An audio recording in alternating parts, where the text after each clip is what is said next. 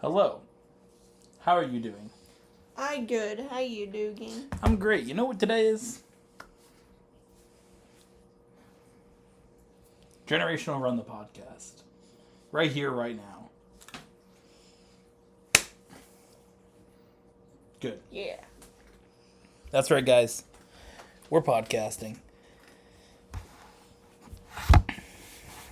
Live from kitchen.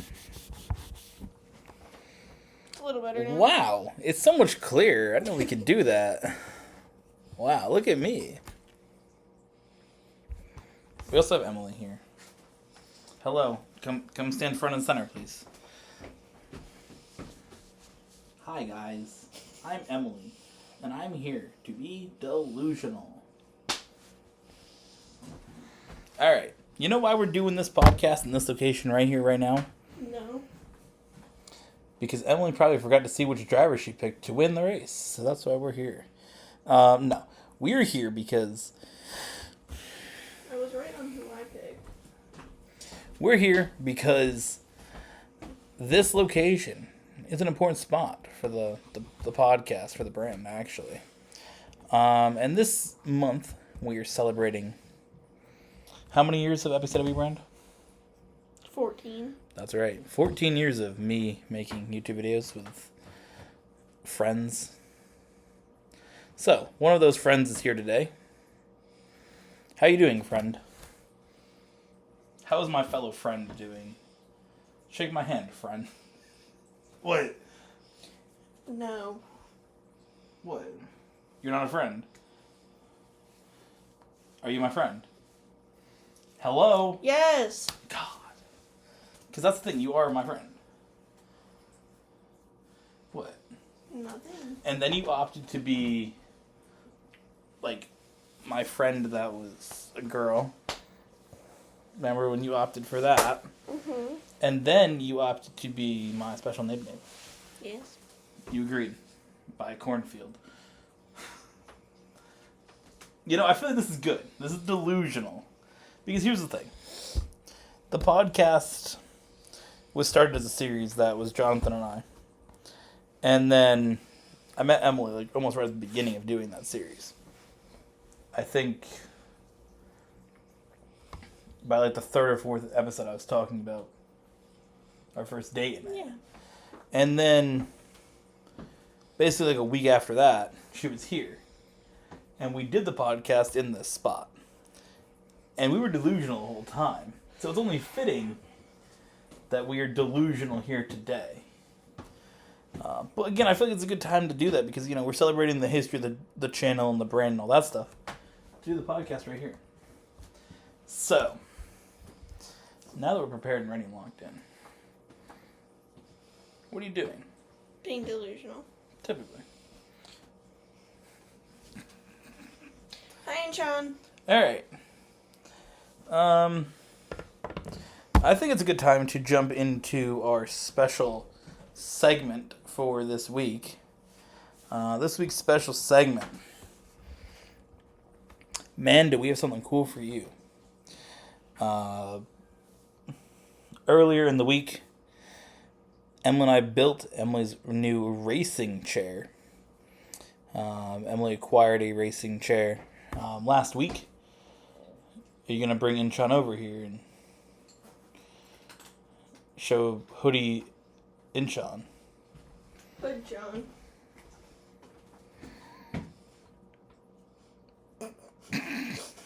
He likes that.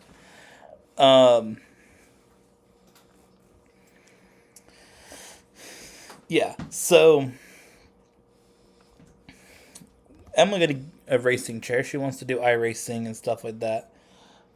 He's racing? You know, we've discussed Emily's desire to do professional racing and things like that. So,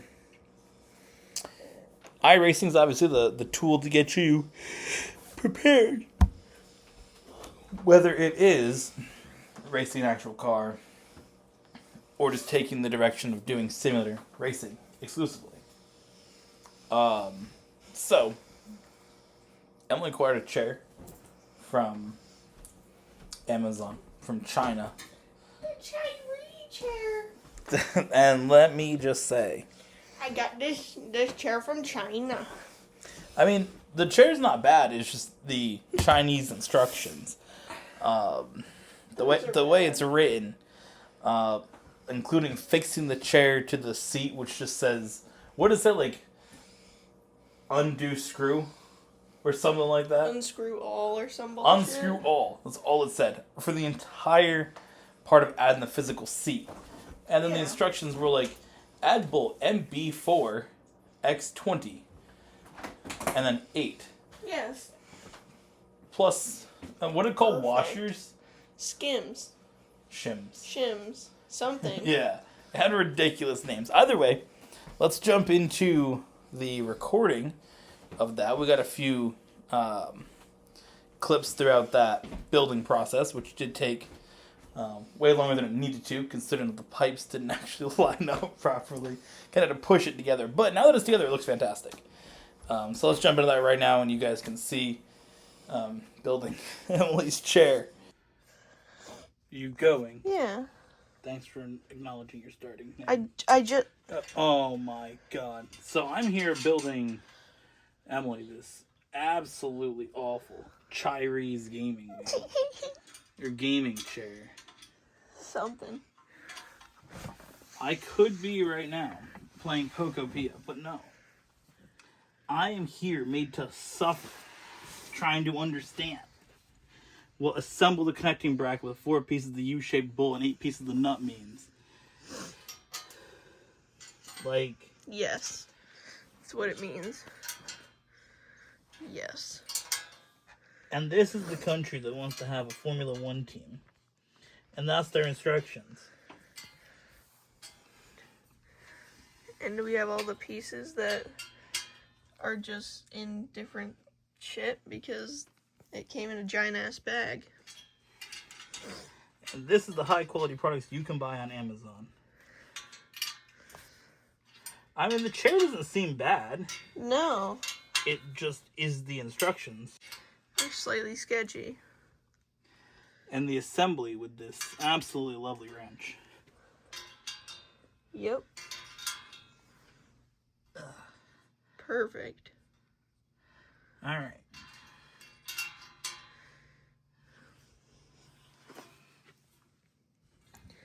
All this metal. Now that that's done,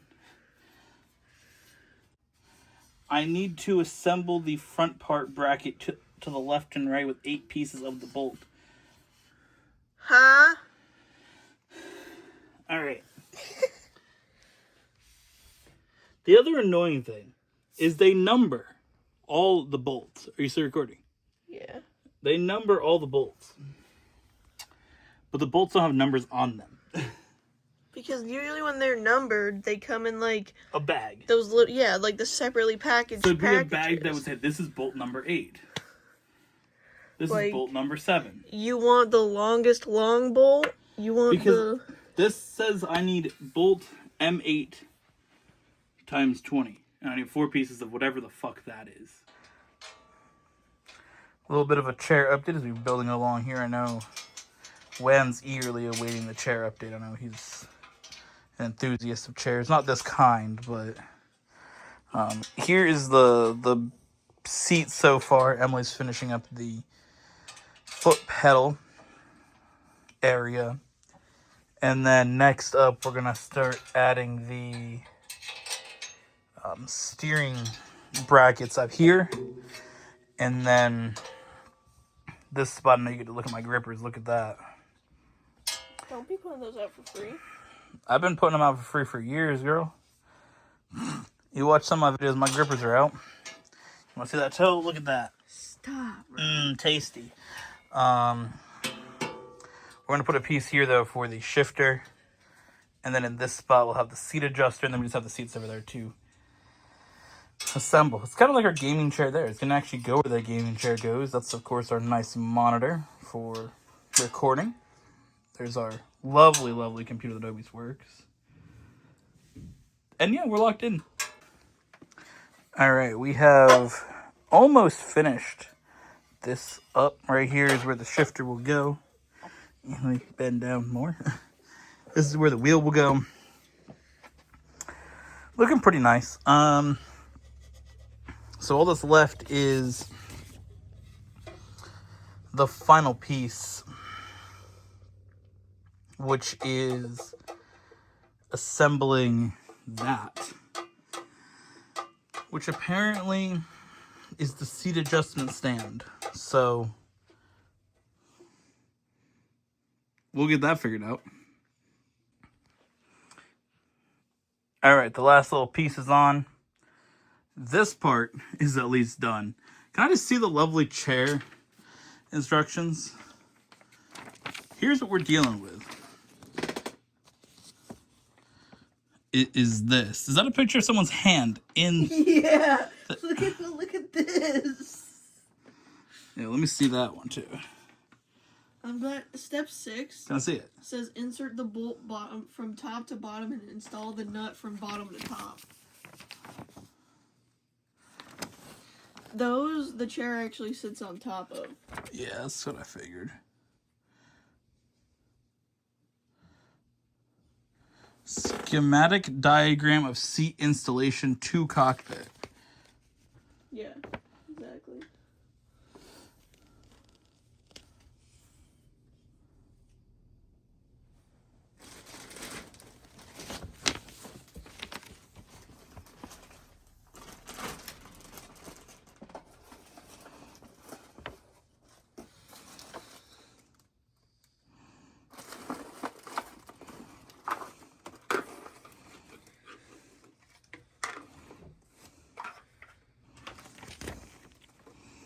Do they give you installation brackets?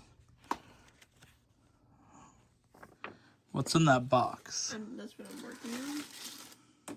That's for the chair, lovely.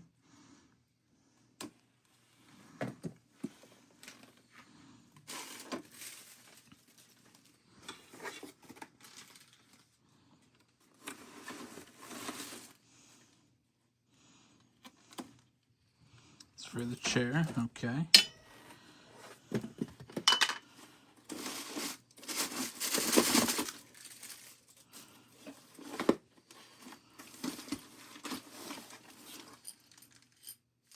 A bigger one. Is that all you have? Yeah. What are you missing? The bracket that connects the chair to this? It's on the bottom of the chair. Is it? Yeah. Okay, because this they use. It says the above is a schematic diagram of how to install the seat into our company's cockpit. The brackets shown in the picture are schematic brackets and are not included in the seat. The specific installation brackets are subject to the brackets you purchased. This explanation is only for reference and use. The installation brackets for different cockpit seats are different, but the installation size and installation methods are the same. Not these. I guess it is those, but they have a picture of different ones that you can buy that are separate. But as long as it comes with something, that's all that matters. All right, we got the chair on. There's a lot of work to try and get that to fit. Emily's currently looking for a wrench that actually fits these washers. The little stupid fake wrench that's somewhere that they gave us doesn't fit, and the issue is the chair wiggles a little bit side to side, and I don't want that. So they actually found one, so we'll see. How are you feeling? Hi, good. Do you feel professional? Yeah. This is it right here. It's all set up. I feel like a race car driver having to get in because you gotta step over this because you're meant to get in on this side. But the way that our setup is in our desk, you really can't. But it's so weird to see here. I mean, it's very cool. And obviously it's Emily's setup. But it's very cool to kind of see the evolution of really something that I wanted to start doing before, like, I even met Emily. I wanted this type of setup. Yeah. But she's the one that had the gaming computer. I didn't, and I didn't really want to put the money in to buy that. I mean, this feels it's pretty sturdy on here. It's not bad. And if you're yanking on the wheel, you're probably struggling anyways. But, yeah, it's just very cool to kind of see the idea of, I want to do iRacing too. We have a whole seat. Like, when I met Ellen, I'm like, do you do iRacing? She's like, Huh? what's that? And then when I told her, she's like, oh, I'm in. I was like, I got a racing wheel. She brought her PC and we tried it, and now we're kind of, here where Emily really wants to take that jump, right? You want to do racing and try to be professional at it in some way, whether it is just iRacing or real track. So that's obviously your goal, but iRacing, that's what we can make happen. Be at least a professional iRacing driver. I mean, you can win the tournaments, get a lot of money, so you can still do well. Yeah. It feels pretty good. I mean, the pedals, the brake's a little weird on your foot, but again, we can adjust that if we want to. It's a bitch, but we can adjust the pins down there. I mean, shifting wise, it's pretty good. It's right here. I mean, it doesn't feel too bad. It was worse when I kind of tested it because I thought it would be on top of this circle. But when you're actually just sitting here, I mean, it's right there. So I can't fake shift when I'm doing YouTube videos anymore. It will be nice for YouTube videos because right here is where we normally record from. We had the wheel sitting at this spot for a long time, so that will be nice. But I'm going to pause this. We're going to let Emily get in so you guys can see Emily and her setup. Does that work? I had to re-record. I pressed the wrong one. Bruh. All right. This is... first of all, I just feel professional. I feel like I'm ready. Are you going to see me, like,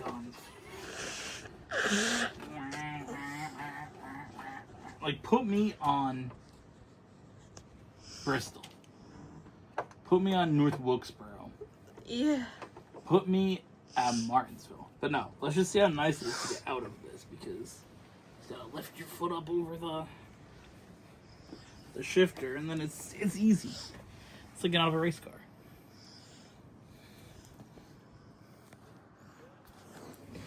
Sure, that works. Huh? Lowe didn't pause. Oh.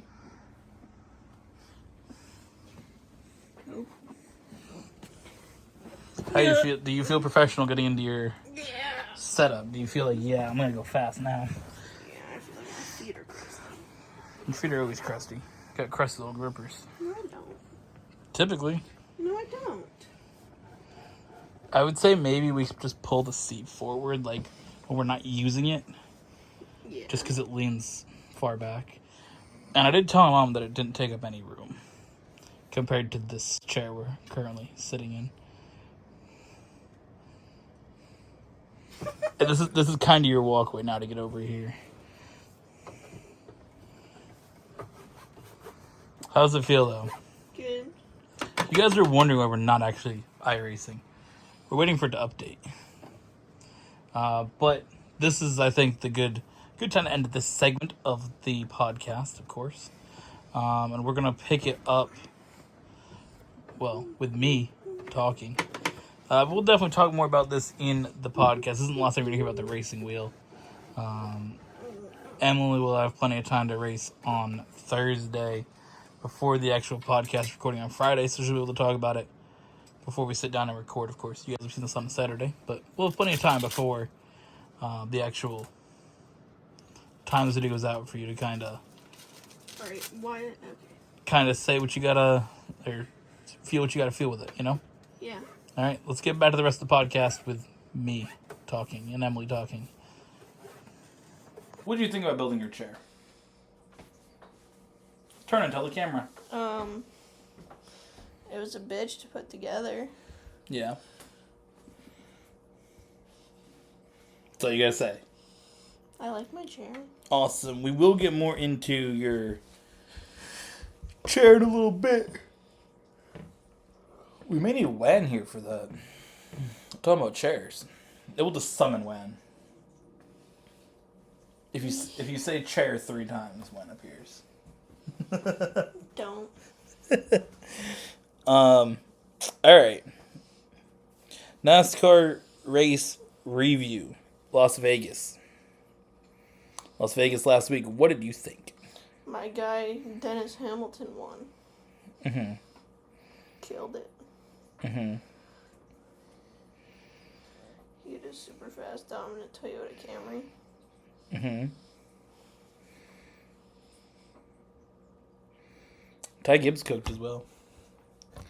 That's my takeaway from Las Vegas.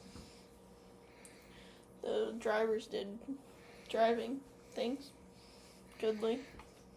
Your pick to win was Kyle Larson. Mine was Kyle Larson. Where'd he finish? Wasn't he like third? I think so. He was right there. Second or third he was. This is where this came from. Las Vegas. Last year.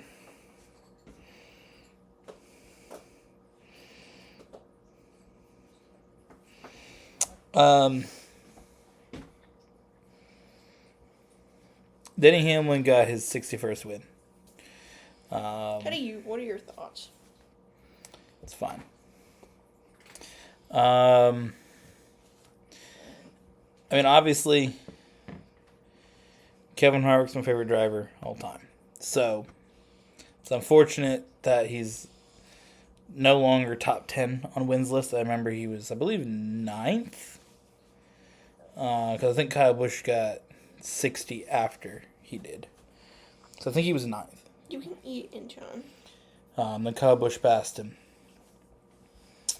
And then Denny Hamlin caught him, and they were tied for a while.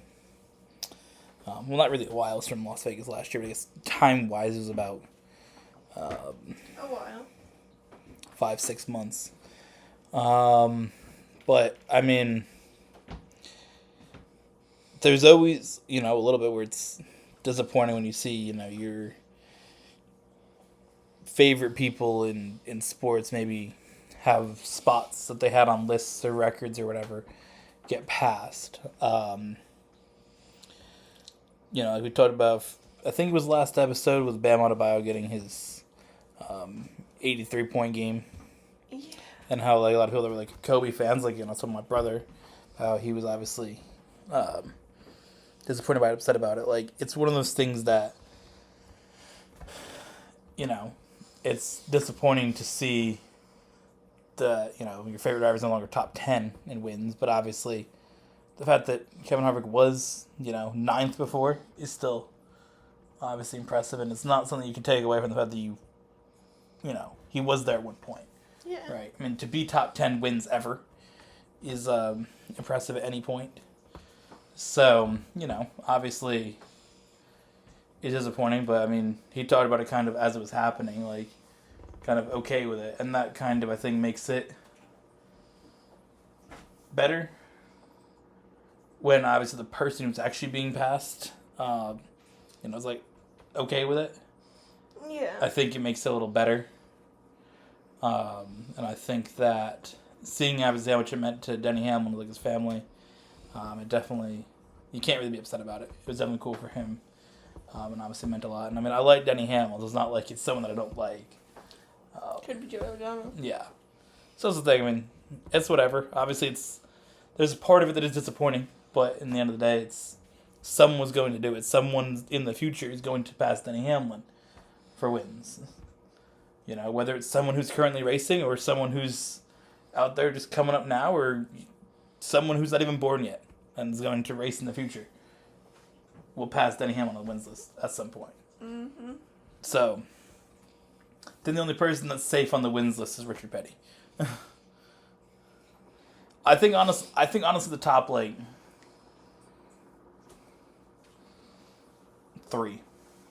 I don't think anybody's getting to David Pearson's 105, and I don't think anybody's going to get to Jeff Gordon's 93. Yeah. I just don't know if you can get to those numbers. Again, I think you'll see drivers get... I mean, I think even getting to Dale Earnhardt with 76 is really hard. But there'll be someone out there who can come along and do it. The next Jeff Gordon will. Who's the next Jeff Gordon going to be next? Connor Zellers. Oh, yeah. I think if there's drivers who are going to get... Even getting to 60 wins is a lot. Yeah. Who can get to 60 wins? I think Ty Gibbs, Connor Zellers, Kyle Larson. Genuinely the 3 drivers that I would say can do it. I think that people like to shit on Ty Gibbs for being who he is, but people also forget that he's still a young driver. What's he, 23? I think so. 22, 23, something like that? Yeah. He's not that old.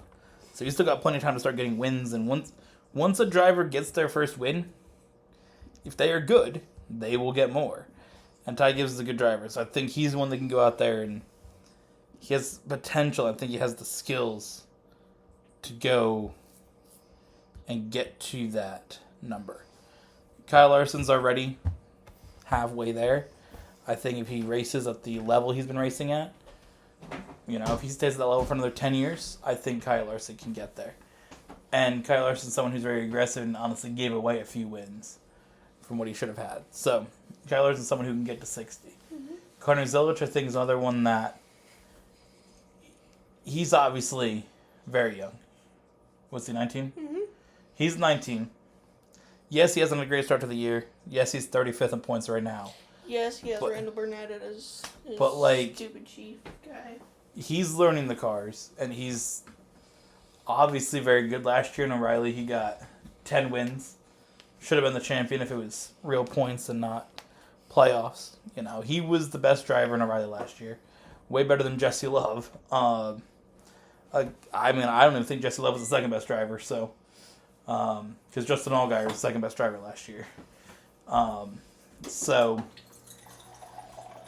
I think Connor Zelich can. I think it depends on the team, right? I think that obviously Kyle Larson and Ty Gibbs are on teams that are good. And even Kyle Larson, he spent a few years on Ganassi. He was on Ganassi until 2021, or 2020 when he got fired. So 2021 season was the first time that he really got into a good team.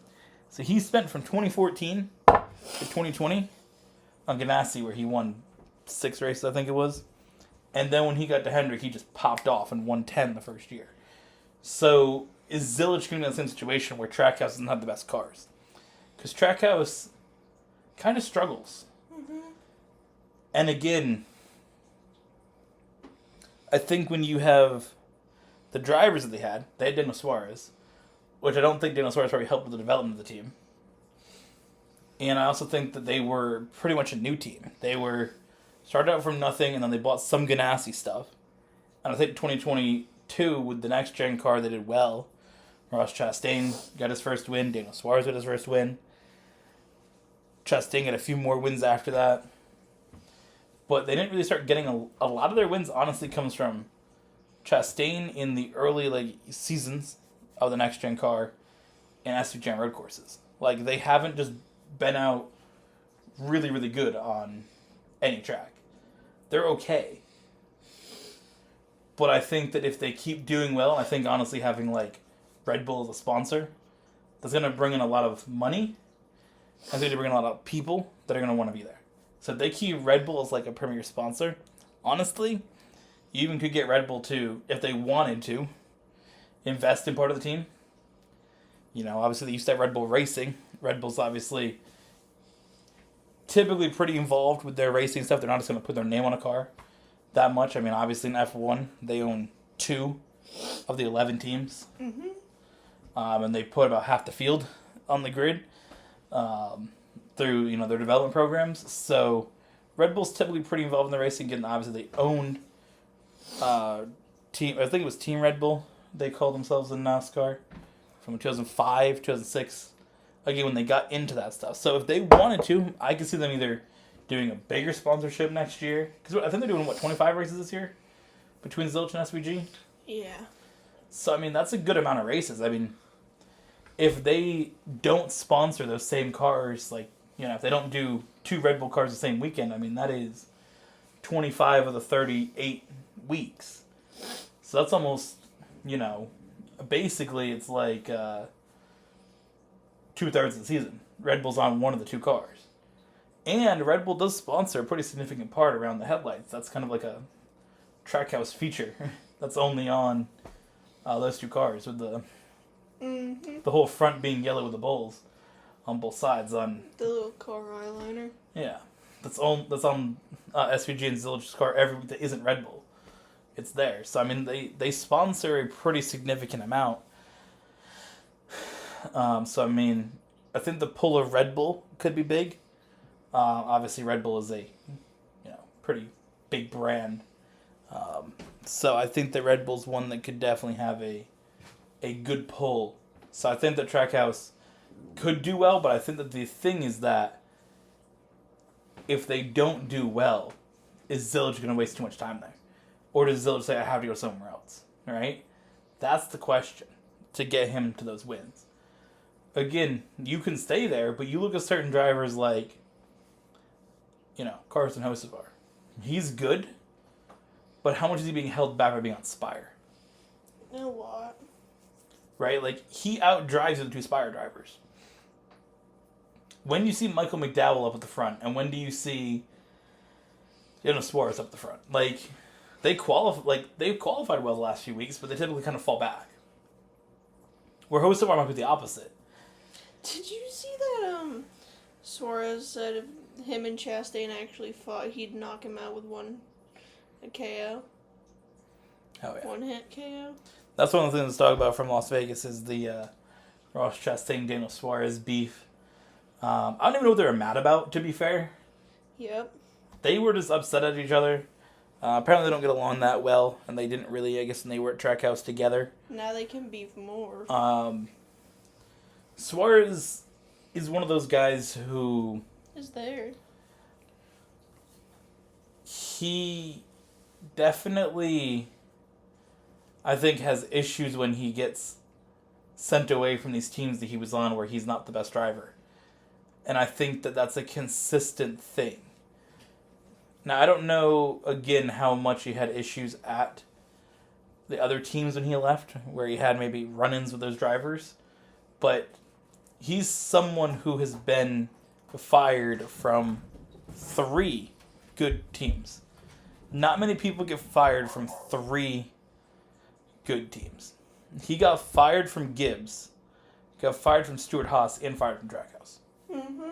Not many people can say they were on those 3 teams. Or on that kind of combination of teams. No. Because Stewart Haas, when they were at their peak, was competing with Gibbs and Penske and Hendrick. They were like the 4th team. It was those ones, right? They were, yes, they were getting carried by Kevin Harvick, but they did have a few, Kurt Busch wins. You had a few, Clint Bowyer got a win or 2 for him.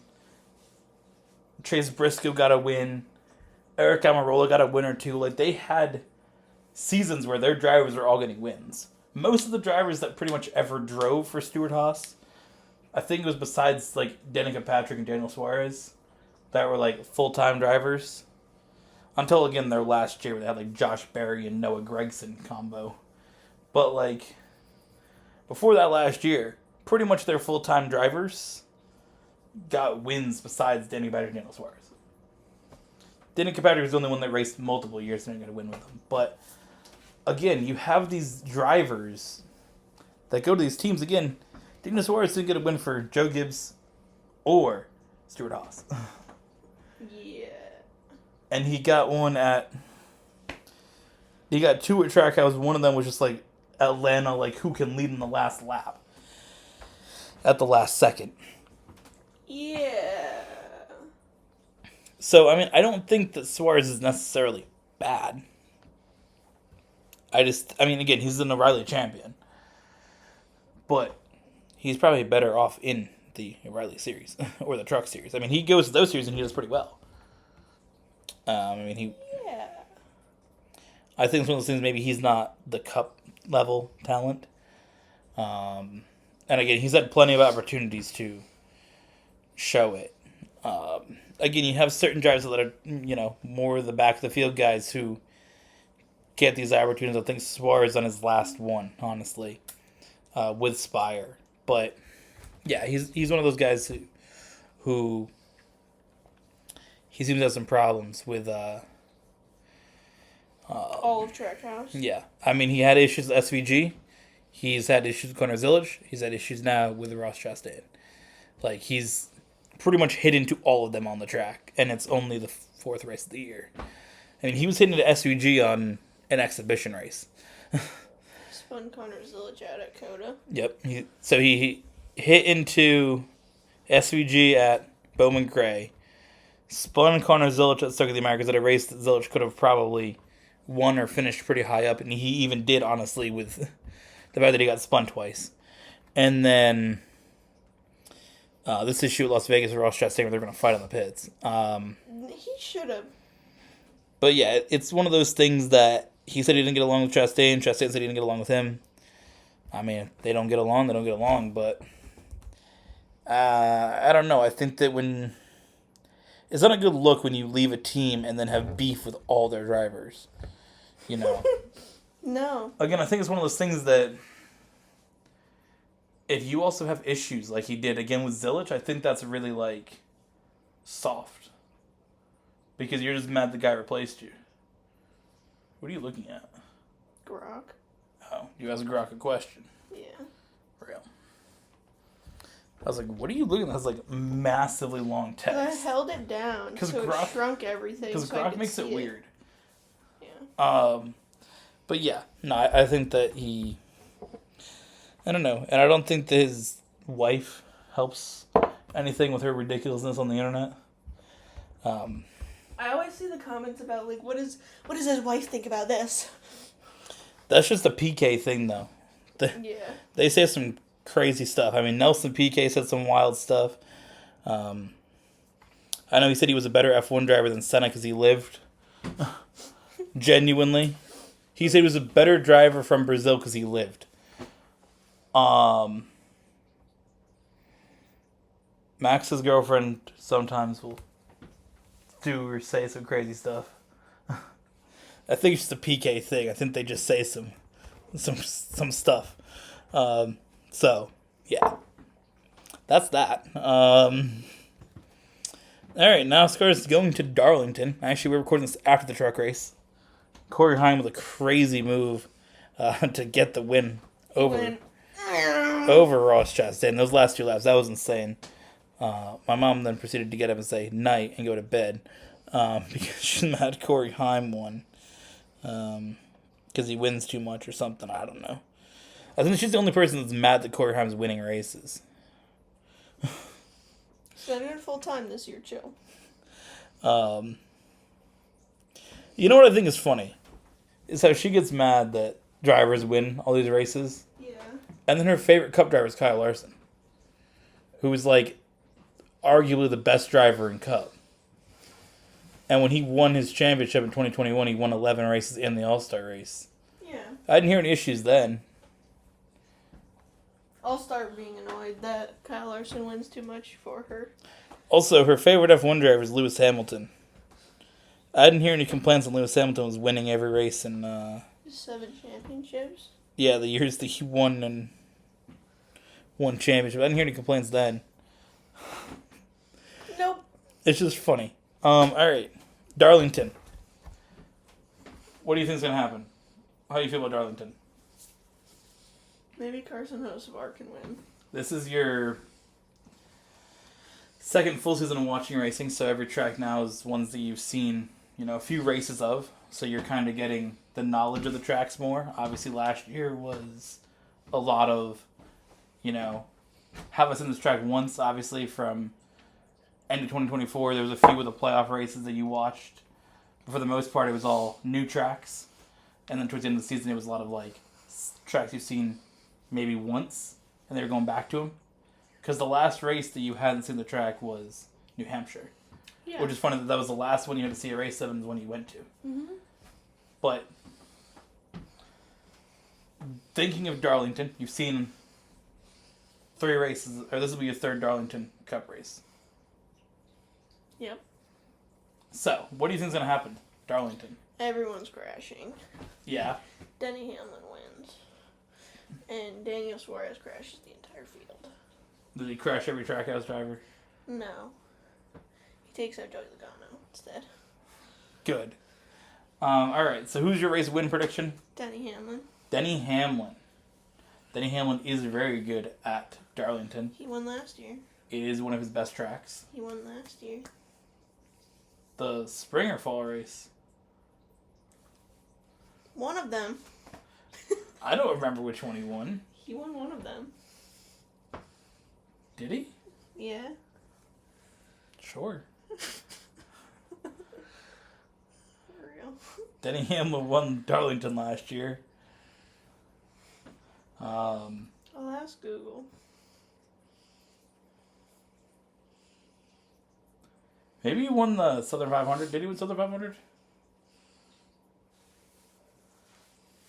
I don't remember who won the Southern 500 last year. The Crown Jewel races last year, you had William Byron won Daytona. Brickyard was Bubba Wallace. Coke Center was Ross Chastain. Southern 500. Who won Southern 500?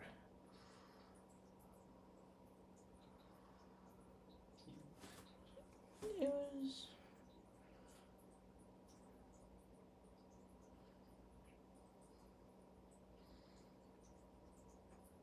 He won the Goodyear 400 in Darlington. So he won he won with in overtime. the Carl Edwards throwback. Yeah.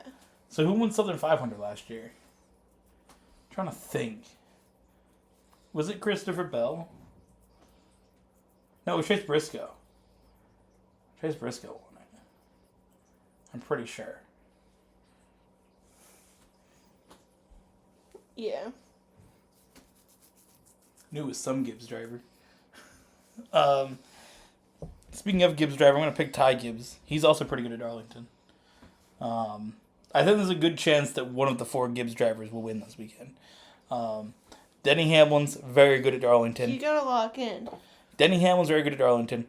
Chase Briscoe has won, I believe, 2 of the last 3 there.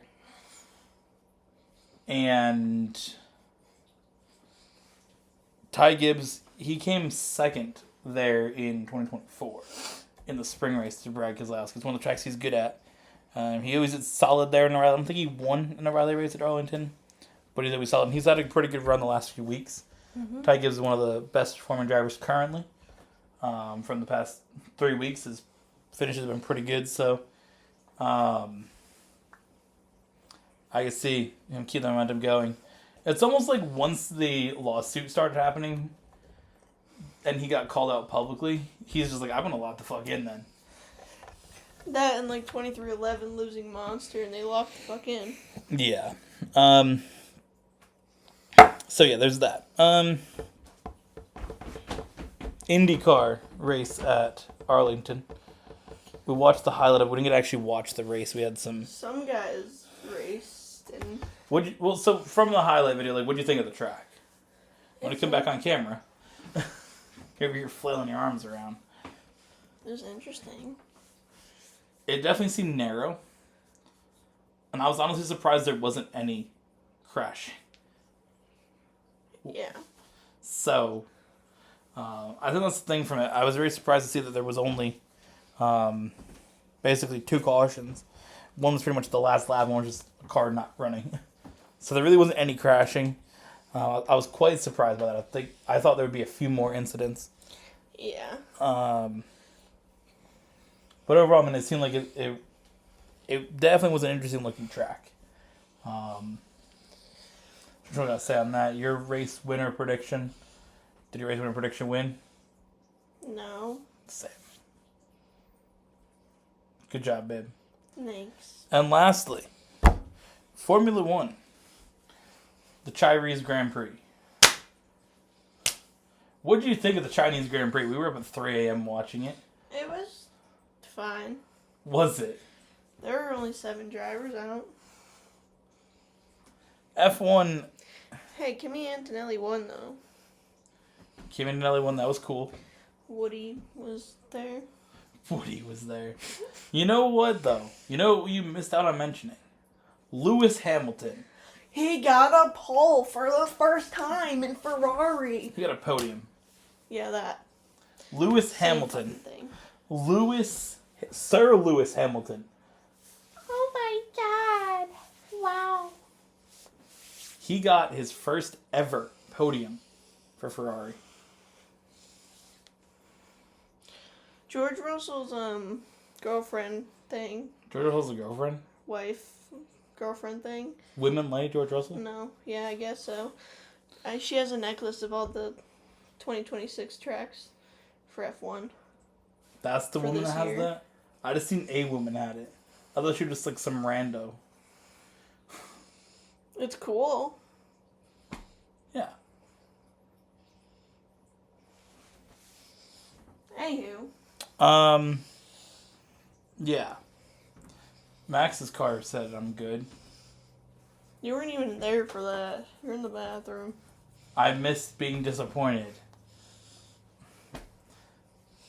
I'm just sad. Isaac Hadjar spun on the first lap.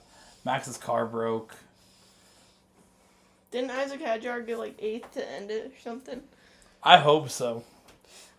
I hope Red Bull got some points. Like, aren't they still like 5th in points or something? probably, considering their drivers have like a total of like less than 20 combined. McLaren didn't get any points. They had both their cars didn't even start. Wasn't one of the Audis out too? Mm-hmm. Wasn't a Hulkenberg? Or the other guy? I think it was Hulkenberg. Yeah. So you had that. You had both Aston Martins. They didn't work anymore. Wasn't one of the Cadillacs didn't work? Yeah. And then, of course, Max and his Red Bull. I was waiting for, like, George Russell's car to break down. Give me that. I agree. F1, the rules are quite awful.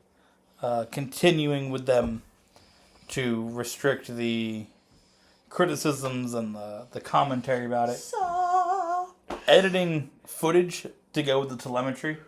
That was a wild one where they have, like, the cars are going, like, edited to say they're going 200 as they're, like, in the braking zone. Is absolutely insane to me. Did you see that? Yeah. The last thing I'm going to talk about for racing, actually, I forgot about this. Back to NASCAR. Your driver, Daniel Dye, your guy. What? Daniel Dye has been suspended. Because he... indefinitely. Made a voice on the unit. Oh my god. Yeah, basically. He did that. Oh my god. And then said he was David Malukas being... a gay David Malukas voice is what he said. And he got suspended for that, which I think is honestly super soft. I thought we were kind of going past that.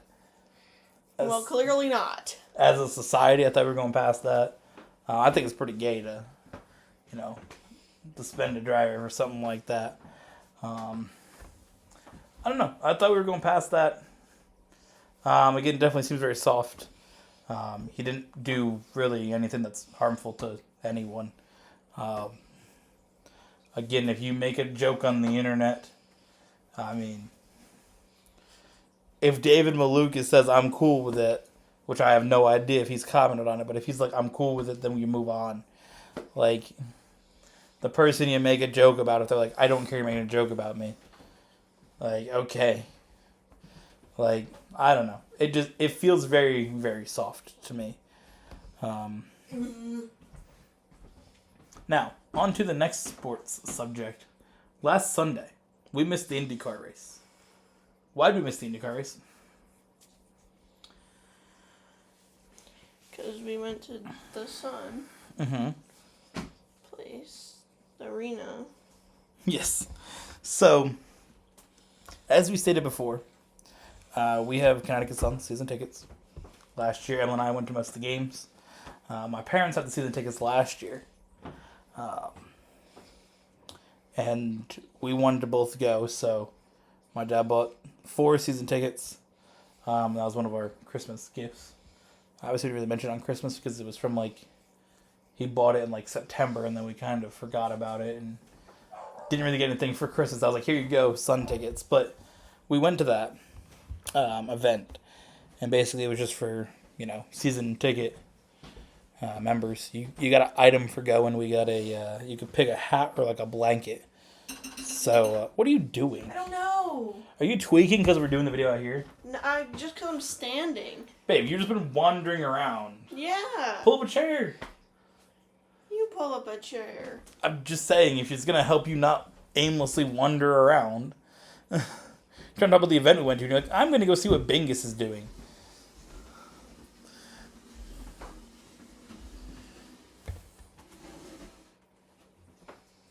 Have a seat, babe. What? I don't know. Have a seat. All right. So, what are you doing here today? Why are you here?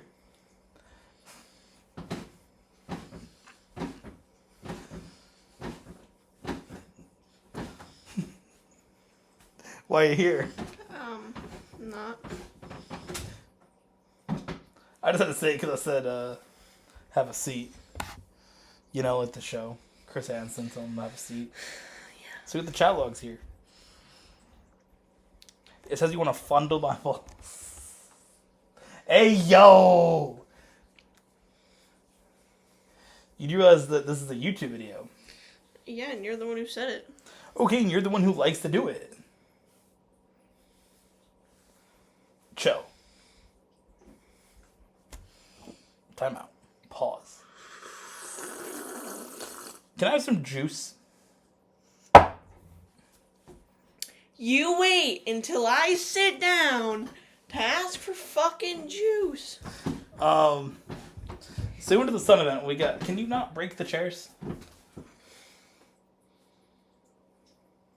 Should have the desk chair and rolled around. It's too short. Okay. So we went to the Sun event. We got blankets. You picked the blanket. I picked the blanket. My mom picked a blanket. My dad picked the beanie because he didn't want a blanket. The blankets are chill. Just a gray blanket with Connecticut Sun logo just in the bottom corner. Keeps my arms warm when I play Pokemon. Yeah, it's pretty good. I like it. Yeah.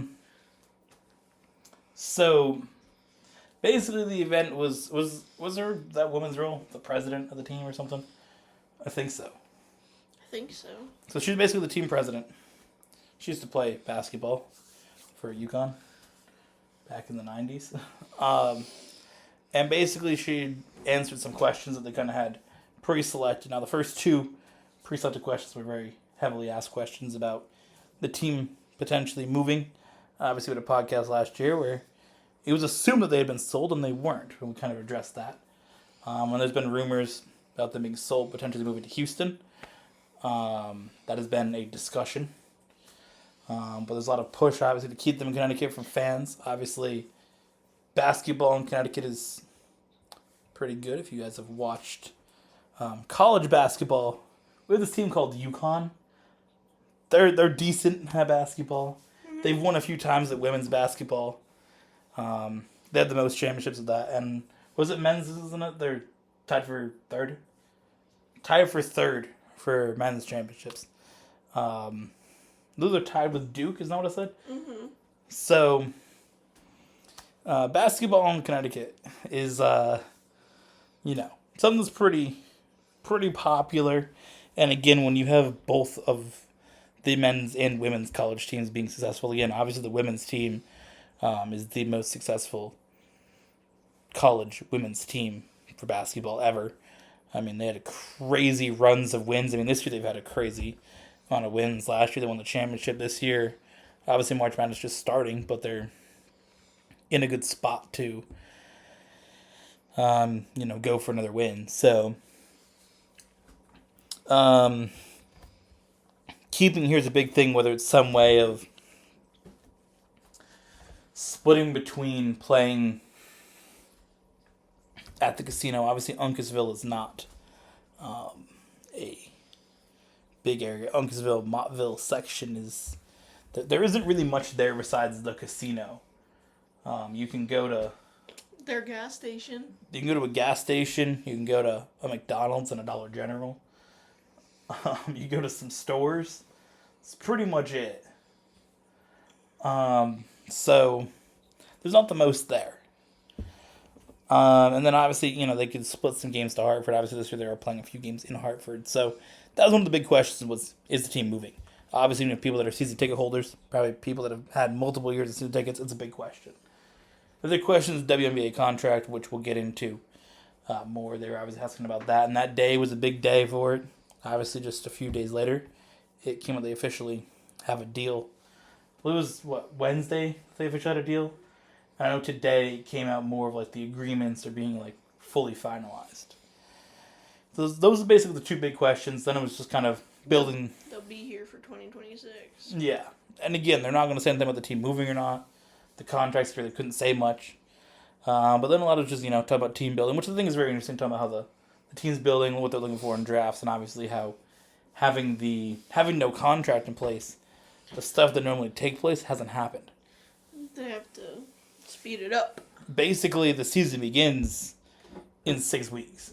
Preseason begins. I believe it's May 3rd, my dad said preseason is, for the first game. So, we're recording this March 21st.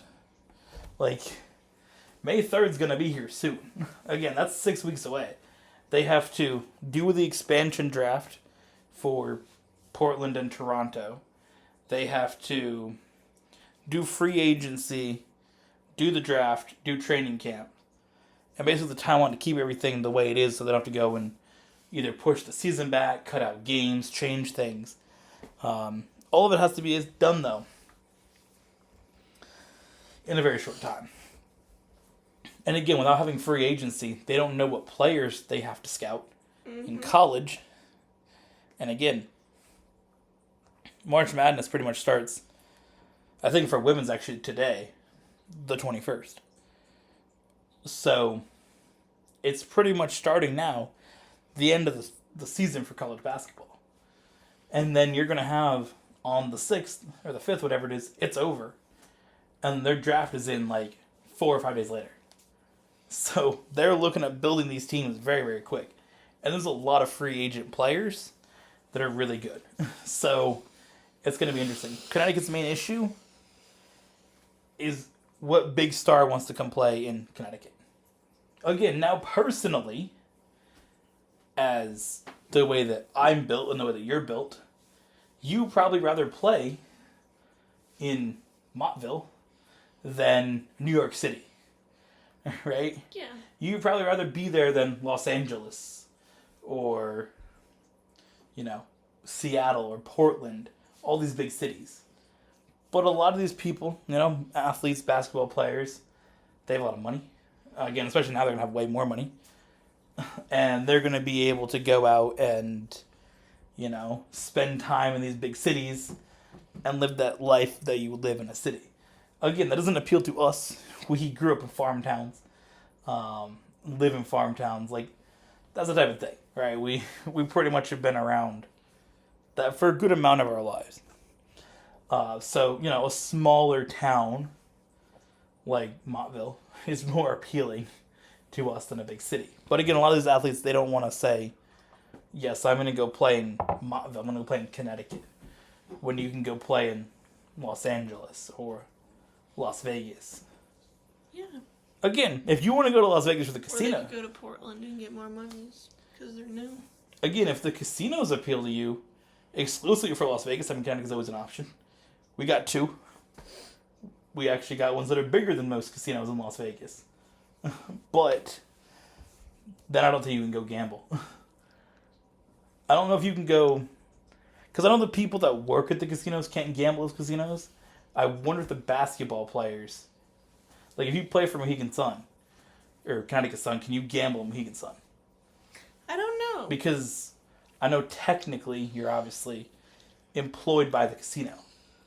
But you might not be because the team ownership is technically the Mohegan Tribe. And the Mohegan Tribe owns the casino and they own the basketball teams, technically separate. Mm-hmm. It's not like Mohegan Sun owns Connecticut Sun. Mohegan Tribe owns both.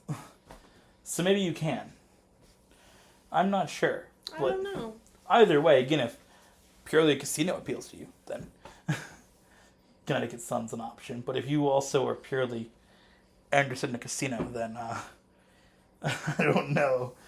But again, I think that something like Connecticut has that hard time appealing to players.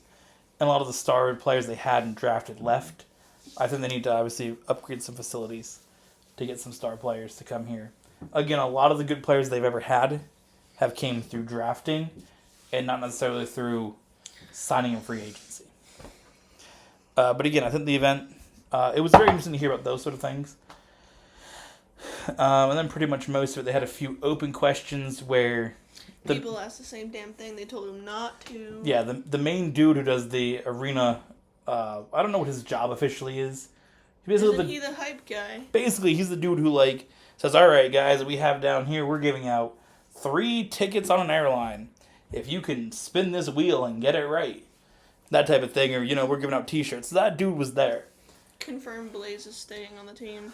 Yeah. Confirmed Blaze isn't getting traded. Blaze does want a bigger contract, but isn't going to get one. He wants the Supermax, but he's going to get, like, $1. But either way, the dude who does the, arena announcing stuff. Not the announcer, but, the hype guy. The hype dude. He was there, and he's like, all right, don't ask these questions, because the answer is not going to change. He's like, we're not saying anything about selling the team. The first dude's like, so hypothetically, without an agreement in place, could a team be sold? Like, bro. You could ask a team president of a professional basketball team any question, and your question is, could the team be sold? When she literally said, I can't tell you that. The hype announcer dude multiple times says, we're not answering those questions. We can't. And your question is, can the team be sold? And then the second question was like something stupid. And the third question... Does the players go with the team? Oh yeah, and the third question was, if a team was to be sold, would the players go with the team? No, we're going to keep the players to play on a non-existent team. Yeah. They're going to get new ones. If someone buys a team, they are buying all the assets that come with it. Lots of times the teams get relocated. I mean, even the announcers get relocated. Like, they pretty much buy everything. Like, they buy the rights to the history, the logos. And again, it depends on the sale. Certain teams, the history might stay with the city that they have the rights to if they expand in the future. Like, NBA, they're going to vote on their expansion soon, which would give Las Vegas and Seattle teams. And that would give the history of Seattle Supersonics to the new expansion team. And essentially the Oklahoma City Thunder would be considered an expansion team in 2008. So historically, it will say 2008 expansion team, where currently it says whatever year the Supersonics were an expansion team. So the Supersonics would basically be non-existent from 2008 to 2029, and they would come back. And they would get the logos, the jerseys, the names, the trophy, all that stuff would go to Seattle. And then only pretty much Las Vegas would be an expansion team. But Seattle would obviously do the whole process of being an expansion team. But that's kind of how it would work. Like, again, when the Supersonics were purchased and relocated to Oklahoma City, the players went with them. So everything that was Seattle is now Oklahoma City. So that's how it works. So if Connecticut was to be sold and bought by someone who's going to move it to Houston, everything goes to Houston. The players, the team name, all of it. And again, they can either keep the team name, they can be the Houston Sun if they want, or they can go back to being the Houston Comets, like they used to be. Which I think the best solution is to give Houston an expansion team. Houston, I don't know why they weren't picked, but Houston Comets are one of the greatest WNBA teams of all time. And the fact they don't have an expansion team, I think, is very weird to me. But to want to move Connecticut, and you take a team out of New England entirely, I think if you're going to move them, Boston's pretty much the one spot that I think is appropriate to move them to, if you really have to. But I would like to say, keep them in Connecticut. Yeah. Either way, the rest of the event was pretty much just talking about stuff that you can get as a season ticket holder. Events you can go to, and there'll be more events and things like that, more items that they'll give out, and that sort of stuff. And need to catch me a t-shirt this year. Yeah. The Boston game, the Hartford games. They're doing a bus trip to New York City for some reason. That sort of stuff, pretty much. The few more events are like, oh, we're planning, do an event here, here, here. So there'll just be some events to go to. So obviously this year we'll be talking a lot about Connecticut Sun games because we're going to be going to every home game. So it's 22 games we're going to be going to. Every one at Mohegan Sun, 2 in Hartford, 1 in Boston. Mm-hmm. We're going to a game at like 11 a.m. on like a Tuesday. I bet I need a pretzel that day. That's right. That's going to just be you and I going. My parents aren't going to that. I'm just letting you know I need a pretzel required. It's pretzeling required. We're going to go at 11 a.m. There's going to be screaming children. Yeah. That's why I need a pretzel required. You can bring Inchon. Put him in a little backpack. He would crash out. He might like. We'll have 2 open tickets. Maybe we can get Wen to come back. He can go. I need a required pretzel, no matter what. That day's required. Lastly, for sports, WNBA contract, they have pretty much finalized, giving the players supermax deals of $1.5 million. I think the base salary is going to go up to like $300,000 from like $60,000. And the teams will have $7 million they can spend instead of about $1 million. So that's good. Again, I think that they were demanding pretty high amounts. I think obviously the players were very ambitious with what it was. The league hasn't made money. They've just gotten more popular from Caitlin Clark playing. Again, I used to go to Connecticut Sun games. I kind of always have. Last few years kind of getting into going more. But, some of those games we used to go to, the top of the arena was empty. The bottom wasn't even full. And to see the last 2 years, how it's just gotten to the whole bottom's full and like half the top is pretty much full. Mm-hmm. It's way harder to get tickets than it used to be. They used to give out free tickets. 2025 was the first year. I think the first few games were free tickets, but then there was no free tickets. So it's definitely gotten more popular, but obviously they haven't made a profit as a league yet. They're getting a lot of things from like supplementary things from the NBA. So I think it's one of those things that they got more money. That's good. Again, I think the players should be paid more than $60,000. That's not really much more base pay than like a teacher. Teachers are like $40,000. But that's not much more base pay than like a department supervisor at like Lowe's or Home Depot. Like genuinely, I know some of the ones that I think some of the department supervisors at Lowe's were making about $60,000. Mm-hmm. Yeah, because basically Lowe's, I heard some people talking in the break when I was there one day. The part-time people were getting about $20,000 a year. Full-time people were getting about $40,000. And the supervisor getting like $60,000. Yeah. Like, there were literally some of the players were making as much as a department supervisor at Lowe's. Mm-hmm. So, like, it's one of those things that they should make a little bit more money. So I think it's good. Obviously, the team owners, typically they have a lot of money. A lot of them own NBA teams. I think they can afford a little bit more in contracts. I think it's only Las Vegas, Seattle, and Connecticut that are not... maybe Toronto now as well. Or I don't know if Toronto has the same ownership as the Raptors. I don't think so. But it's pretty much those teams.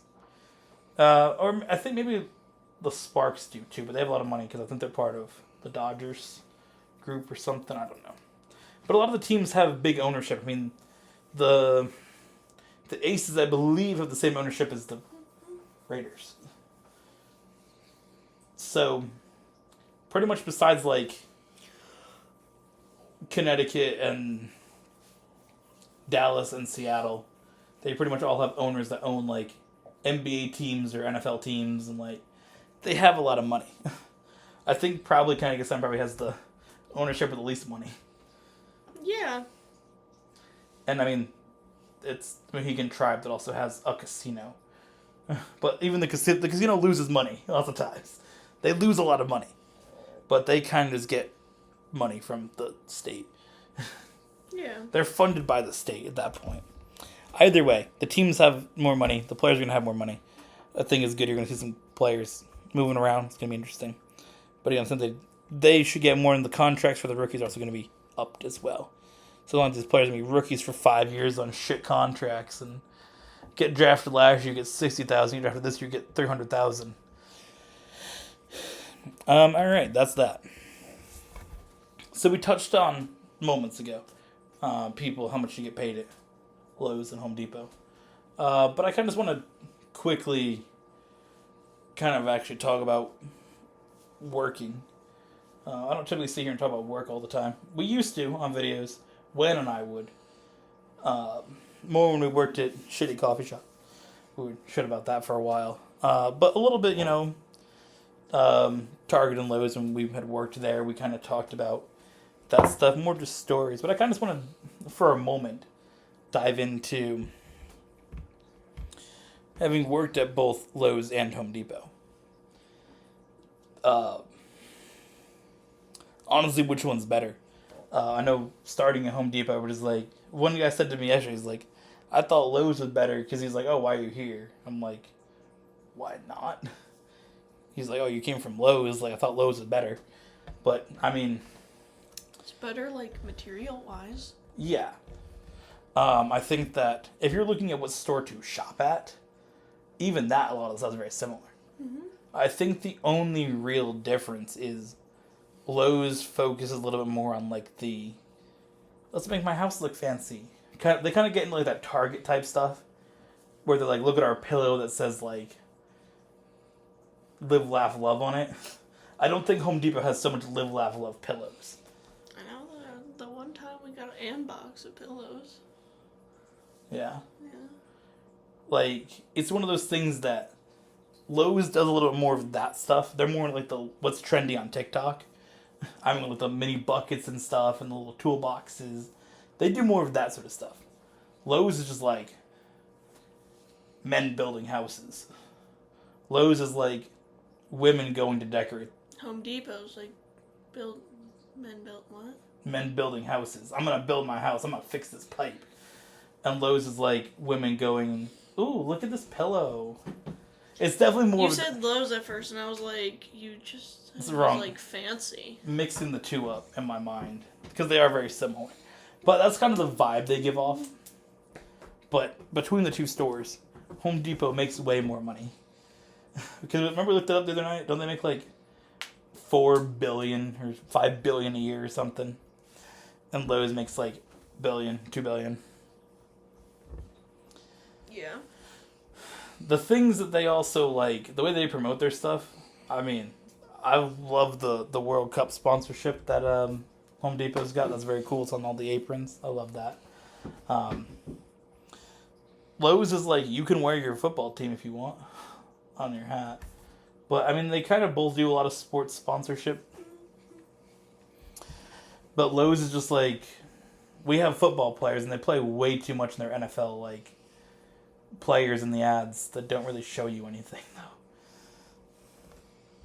though. But I think between the two, working at them, obviously it's not an equal comparison. I worked at Lowe's for 3 years. I've worked at Home Depot for, like, 5 weeks, 6 weeks. I will say from the starting point, thinking back to 2022, when I started at Lowe's, and starting now at Home Depot, which I think it makes sense because I kind of was talking to Jonathan about that because I don't know if he's interviewing or just getting like the job or whatever it is, but Real? I don't know what he just said something about going in a few days, but we're kind of talking about like the difference in it, and I kind of explained it with some of the things, and I really think that the way that your beginning is, at least for department, obviously you did freight, so it's a little different. Freight and cashiering there's no crossover. But I worked in departments at both. I worked in lumber at Lowe's, and now I work in garden, mainly garden recovery is what I do. It's my job title officially. But working in garden, right? We don't do recovery fully yet. Working 9 p.m. to 1 a.m. because there's nothing to recover. It's like 30 degrees outside. And rainy and disgusting, and just stopped snowing 2 weeks ago. So we're not really like, we don't have plants in yet. There's no plants. There's, we're just kind of getting everything cleaned up and sorted out. So there's really no need for us to be there at 9 p.m. to 1 a.m. yet. But getting into the departments, I will say the trainings are very similar on the computer. Obviously, that stuff is kind of... I mean, at the Home Depot one, I was just kind of like clicking through. I'm like, yep, I've seen it all. Like, it was all the same. Pretty much the rules on their safety stuff's the same. Home Depot actually has more rules on safety stuff than Lowe's. Using the forklift, I didn't realize the other day, and I was quickly told, that you have to use the gate at any level. Lowe's, it was only 8 feet or higher, which is what I got fired for. Was the gates technically above 8 feet and whatever, right? Home Depot, you have to have the gate no matter what.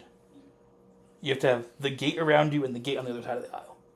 So I was just like, all right, let's get to work. And I went to pull up the pallet, and I was like, whoa. I'm like, what? You're going to have gates up? I'm like, bro, I got to have gates up now? And I explained to him, like, I didn't realize. Because I didn't have the gates on my side of the other aisle. I was just like, okay, let's get working. Because so many things are very similar, policy-wise, training-wise, that it didn't even cross my mind that might be different.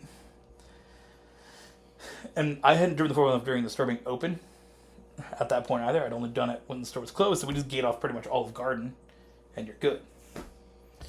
But yeah, it was... That's the one difference pretty much is no matter what level the shelf you're on, you have to have gates. Which, my thing is, I don't have a problem with the safety stuff, and I 100% understand it. Lowe's, it came down to a misunderstanding of how I wrote what I said that got me fired. Because it was interpreted that I didn't care about the rules and the safety, which was 100% inaccurate. I just, in the moment, didn't think that the difference of it's 8 feet or above 8 feet or whatever on the second piece of wood really mattered when I was bringing in everything when the store was pretty much dead. That was the difference. And I understand that doesn't matter. In the moment, you have to do your safety at all times. And I understand. But there was no discussion with the store manager of Lowe's who decided to fire me. And who decided to elevate it to corporate and say I didn't give a shit about it. And I'm sure it's in some safety video now. It probably is. I wouldn't be surprised. Your forklift safety, we had this dude who didn't give a shit. And I hope that it is, because then people can be more safe. Because I genuinely thought it was okay, and I in my mind, didn't have a problem with the stuff, and honestly, I would have been I was considering doing their safety, like, committee, whatever, stuff. I wasn't sitting there like, chain up your fucking ladders every 2 seconds, and all the dudes, like, run around, like, tweaking over it. Some dudes got to be on it to be on it. I would have been interested in doing it, but it was, like, 8 a.m. on a Wednesday randomly when someone decided to do it. But their safety meetings didn't really happen. It was once a month. Like, randomly. And I wasn't always there consistently enough to do it. But I would have considered doing it. I know I told you that before. So that I don't care. And at Home Depot, I mean, I don't have an issue with it. I mean, does it annoy me the fact of how long it takes to find gates and set it up? Yeah, but I mean, that's part of the job. Like, and are there things that I say, I'm not going to do that now because by the time you set up the gate, you have to leave? Yeah, I mean, there was one spot the other day I could have put up some block and didn't.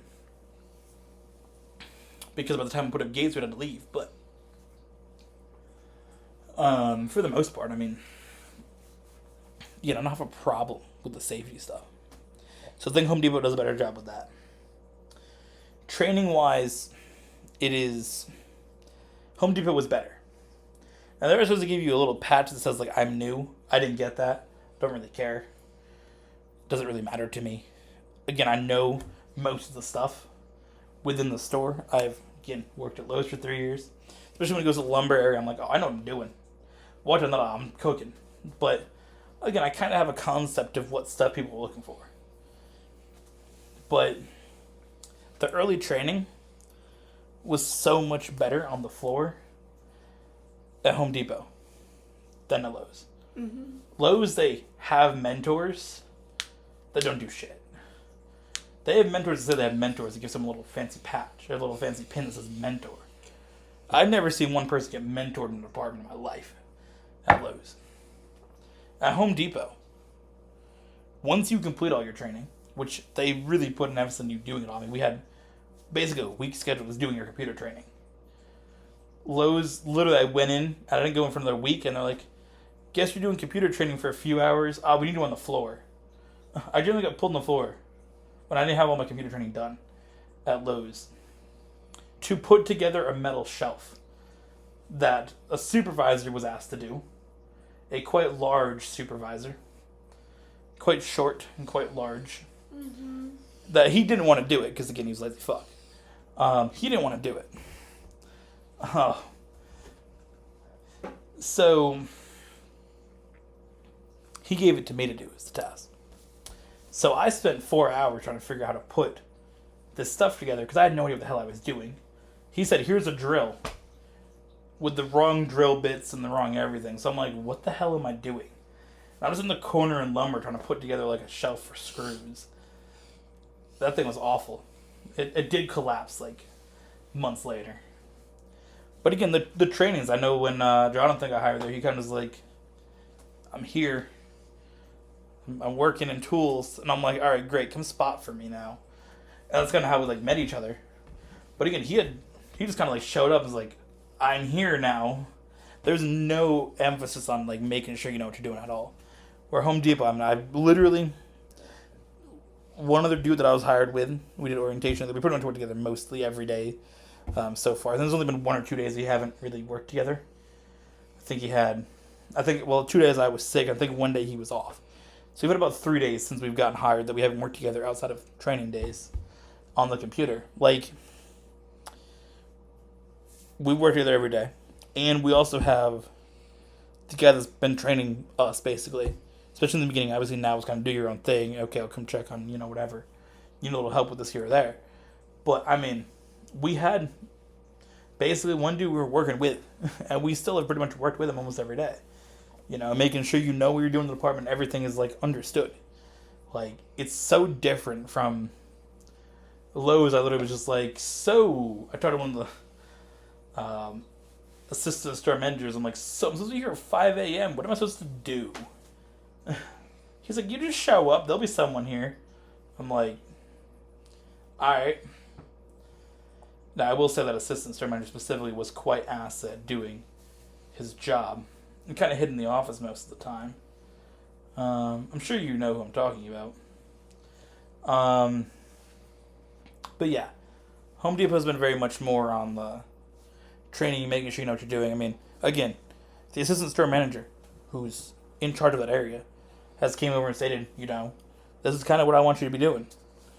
And kind of explained what she wanted done. Instead of just like, yeah, you'll show up, do something. She was like, all right, do this today. And then, when it comes to your actual job, make sure you're just focused on the garden. If anybody asks you to do anything, tell them to fuck off, basically, is what she said. She didn't say it like that, obviously, but she's like, if anybody, even a manager, comes up and says to do something, your job's garden recovery, you got to do that. Like, the freight people, like, oh, come help. No. I'm doing garden recovery. Sorry. Like, you go do your thing.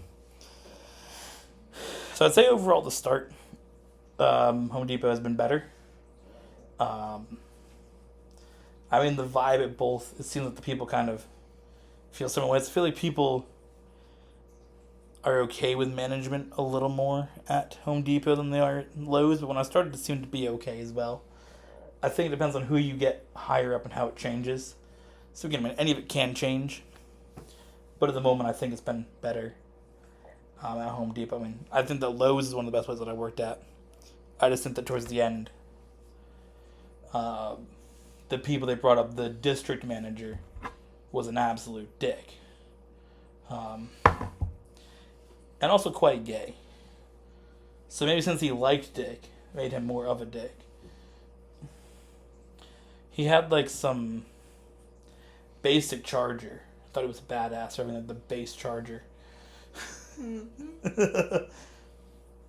Yeah, he had a base charger and thought, I'm goated. The internet stopped working. Mine's fine. Did it pop up on your phone yet? No. Because mine just popped up. Keep trying to connect to the internet. The symbols are still up, but it doesn't mean it's connecting to the internet.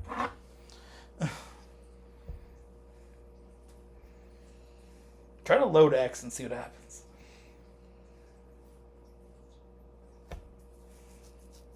How's your internet, babe? No. But again, I think the Home Depot overall has been better, which I honestly didn't expect. But again, Lowe's, I think, ended on a bad note, but I'm not going to have that take away from the overall experience. I had a great department supervisor at Lowe's. Pretty much the department supervisors that I had, for the most part, again, except for a larger guy who didn't want to do much work, the department supervisors that I had were very good.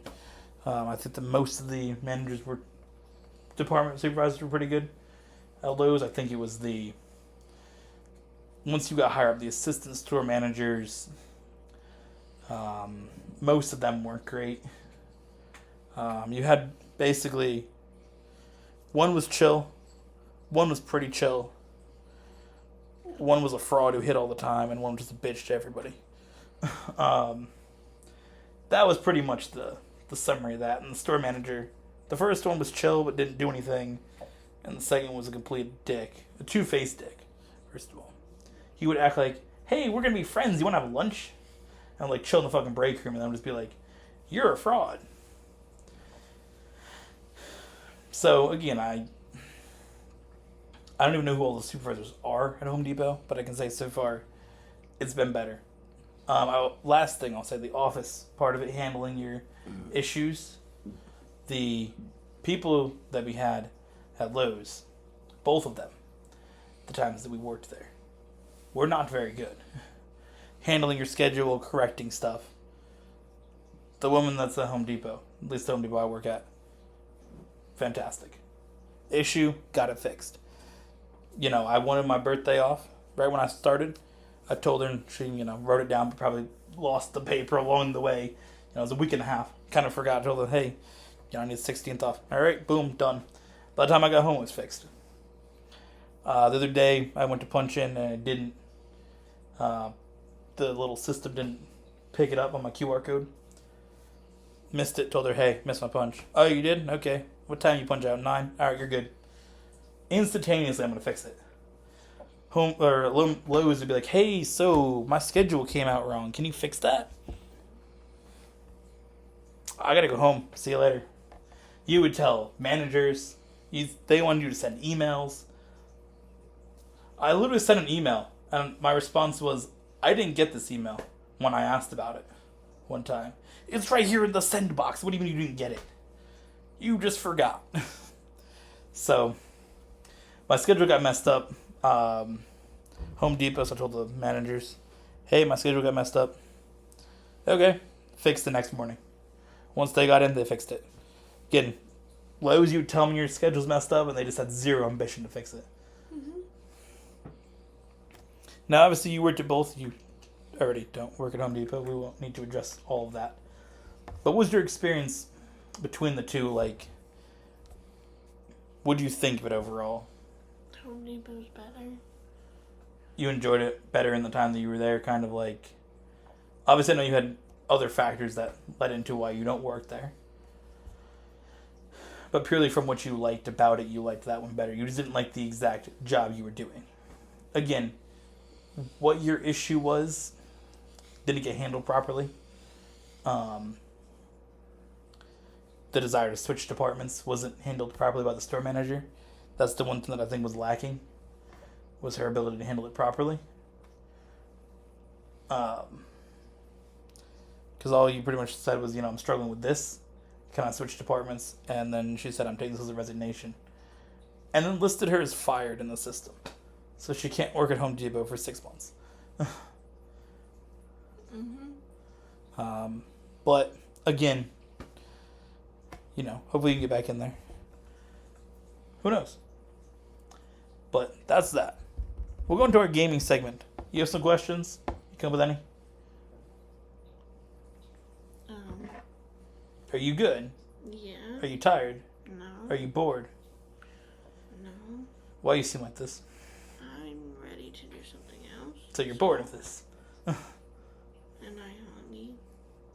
So why'd you say no when I said... I don't know. God. It's so hard to get a straight answer. Alright, what's your questions?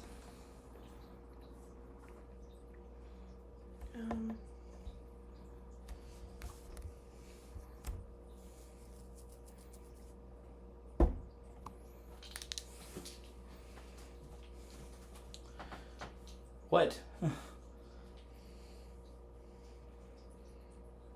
Which healer is best for defense versus attack versus breaking the stall? Which healers are the best for an attack? And defense. Well, yeah, I'm just gonna break it down. I mean, thinking Overwatch, if you're gonna break through on attack, definitely something like a Juno play is always good. Juno definitely puts out a decent amount of damage. I think something like a Zenyatta. Zenyatta always can do a lot. Discord can definitely help. And I think something like a Moira can depend on the map. Or if the orbs off the wall and you're kind of in the tight space. Definitely helps in an attack. I think something like a King's Row, middle point. Moira's very good in those little hallways. Again, Zenyatta's good. His issue is the limited mobility compared to something like a Moira or a Juno. Or even something like a Brigitte who has a lower mobility, but she can only shield bash to kind of move away. Zenyatta is very low on mobility and low on health overall. Most of his health comes from shield. So his actual HP is only 40. But I think on an attack, that's definitely a good go-to strategy using those. Again, a Brigitte can always work. Again, it depends on what tanks you're going with as well. So again, it comes down to your team comp, but purely if you're going to play a healer, one of those three. Defensively, I would probably say something. Zenyatta is always good, always a good bet. Mercy for defense is pretty good. You can obviously get some reses. Most of the time, you'll see the defending spawn, especially like a push map. Or like a, when I say push, I actually mean a hybrid map. You're pushing the payload. Or a escort map or a push map. But especially those other two with moving objectives. The attacking and defending spawns will move. And also depending on where the payload is, who's going to go closer to it. And I think something like Mercy's good, especially on a defense. When early, your spawn's further away. You know, point A. So, something like Route 66, point A, you're further away from most of it. Point B, you're further away the entire time. And then point C, until pretty much the end, you're equal or further away. So I think those types of maps is good to have a Mercy to get a res. Again, Zenyatta's always good. High damage output. It's going to help you out. I think a Brigitte on defense is good too, with the shield bashing ability. And honestly, even something like a Life Weaver can do some good damage. He's good for both attack and defense as well. And I think defensively, Alari. I know you play Alari. That pylon, definitely good to put around corners as you're kind of getting pushed back. I think a little better than a defense or an attack Alari. And honestly, something like a control map's a little different in that standpoint. And then was the last one a stall? Like it was a stalled match, stalled fight anywhere. I mean, again, Zenyatta's always good, Moira's good, Brigitte's good, Juno's good. Also for attack, Lucio can be good to get you just a little speed boost out the spawner. I know a lot of times in like Overwatch League, they would do that. They would speed boost the whole team, run back in, switch to like a Mercy, and then glide to their team. You can definitely do that. But on the stall point, honestly, something like a Zenyatta and Juno can definitely help you get through a stalled fight. Brigitte with the stunning ability, I think, is very helpful. If you can shield bash and then use the chain flail, whatever it's called, cook them, and then honestly, something like Mizuki. I know Mizuki's kind of a wild pull.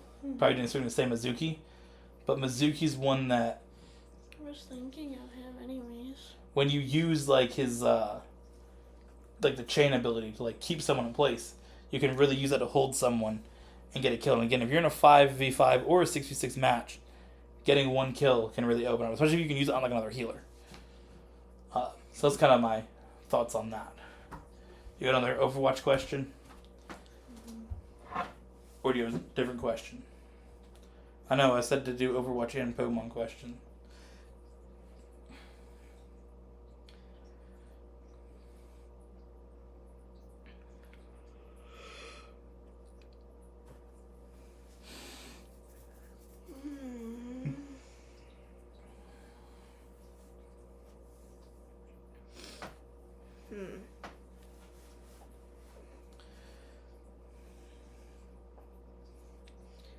What Pokemon would be the scariest if it was real?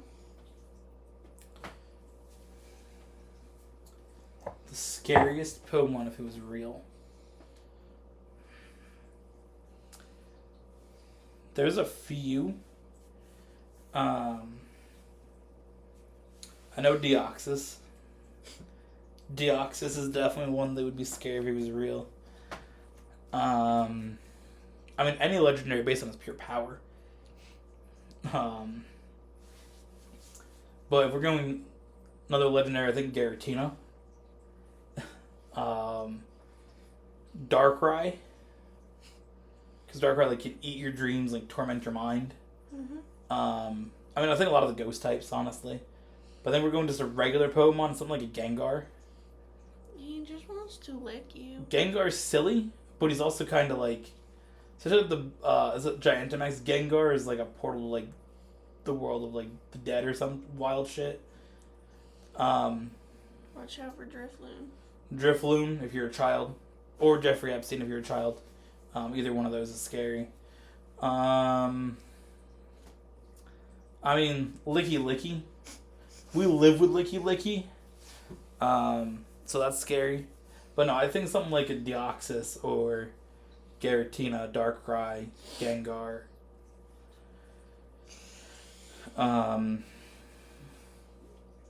Those ones are definitely scary. I mean, again, legendaries based on their pure power. I mean, they can destroy anything. I'd be running away from fucking Guzzlord, bro. Yeah, I mean, what if like Dialga just like pulled up at like your house? Like Dialga just in like your. What the hell you doing here? Like Dialga just like in your front yard. Like, what are you gonna do, right? Like. Maybe he just wants to be pet. Dialga, maybe. Or maybe he wants to eat you. You won't find out until you go see him. What about like Groudon, just like downvote in the ocean, like? Why? Why what? Just why? Why downvote the ocean? Why anything? Why Groudon? I don't know. I was just thinking of random dudes. I think Hoa would be chill though.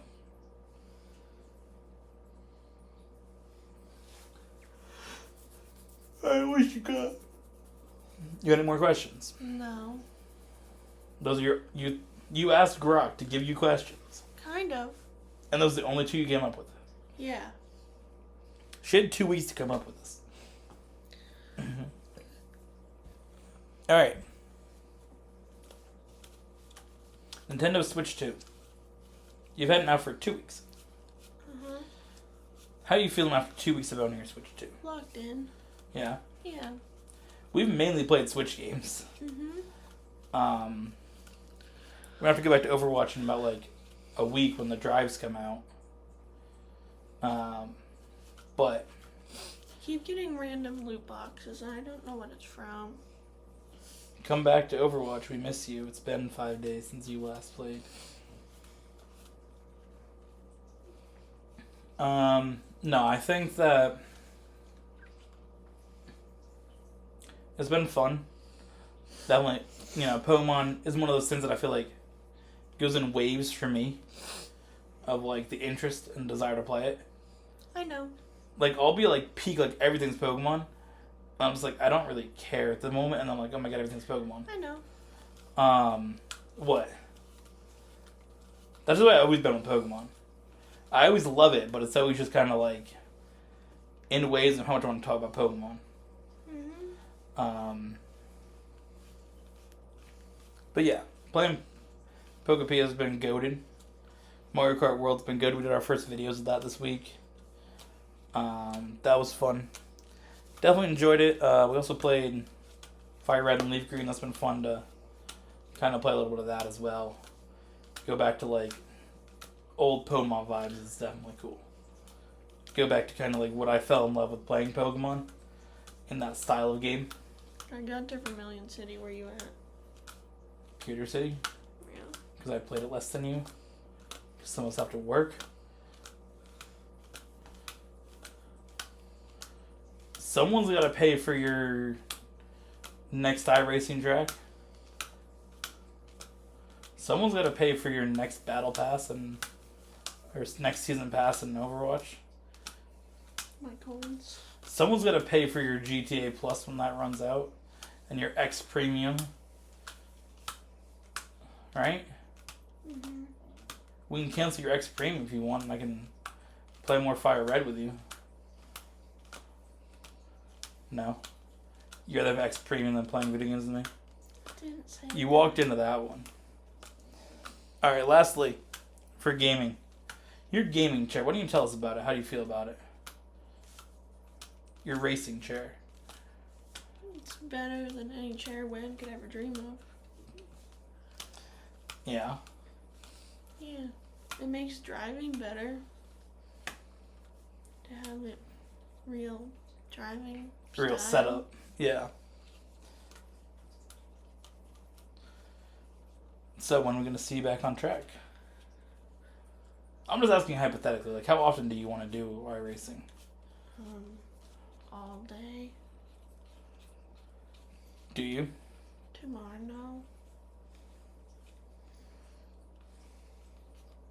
But like you do want to do like more frequently playing it, right? Mm-hmm. I just had 20 million videos I had to get on X. Well, yeah, obviously that's today, but in general discussion. Yeah. Goated. Alright, let's move on to video recap. I don't believe we had any recent comments on YouTube.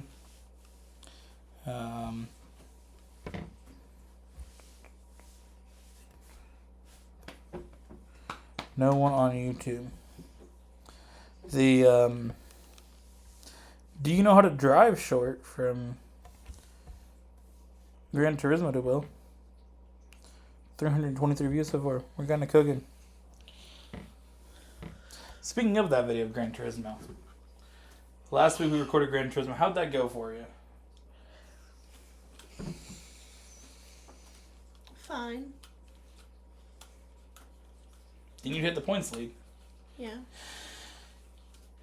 You won 2? 3. 3. Okay. I would have had all 4. You shouldn't have even been in contention to win all 4. That's the thing. I always like when you get upset in a race that you lose, that you weren't even in the spot to win until you use a reset, and then you get upset that you lose because you used a reset and didn't win the race that you weren't in contention to win. Yeah. Because I know why you're upset. And we'll talk about that one incident. Yeah. In Gran Turismo. Turismo, at the Road Atlanta, I dominated that race. Led all but the first lap, I believe, or first 2 laps, something like that. I was gone pretty much almost after that. Really far ahead, Emily was spinning, kind of struggling to get anywhere. And she uses a late reset, which sets us up for like basically a half a lap sprint. And she gets the lead with a better launch on the reset and makes an aggressive block at the top of the hill, which then leads to me saying, fuck it, I'm going to go through the grass on the last turn. The grass wasn't flat. I hit a bump, go into Emily. She gets sent into the wall. I bounce off her and go across the line. And she got quite upset about that. And also the first time we've crashed going for a race win ever, really, in that series. So it's a little intense when it's the first time it happens. But I didn't do it intentionally. I was just getting hyper aggressive to go for wins, which is something that we were talking about off camera, how I get very, very aggressive going for wins and positions on track. If I was in like NASCAR, one of those drivers that would be like super hurt about, I'd be like Carson Hocevar when he just like drives into people and hits into things, and everyone's like, "Oh my god, this guy's the worst." That'd be me. But you just got to get aggressive, go for a win, and I went for the win. Obviously, I didn't want to take her out, but I also feel like in those moments, because I'm typically the one that has a reset to use against me, that I have to go get the win, and I have to keep my position, and I absolutely get frustrated by resets, so I'm more willing to do some ridiculous shit than if it was just like I was losing that entire race. Next, the race playlist. I dominated the first half and lost my mind because I was like, can this please be over now? And Emily came within 15 points of winning. Yeah. Alright, Overwatch competitive. We played Overwatch on some map.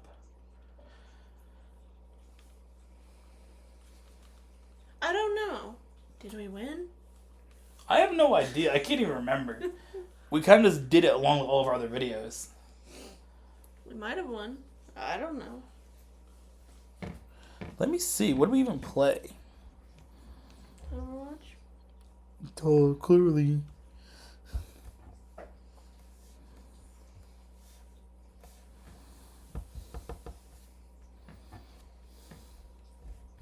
Yeah, we did, because I told someone to touch grass. I said, touch grass, bums. Let's see, what do we play?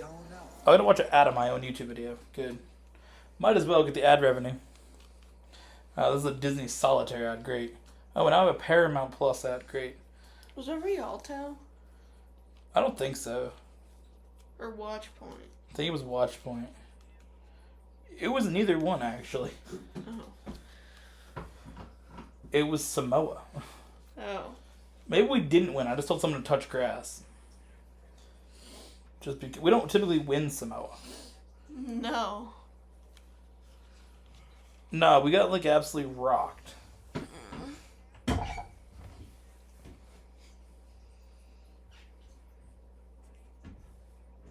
You know,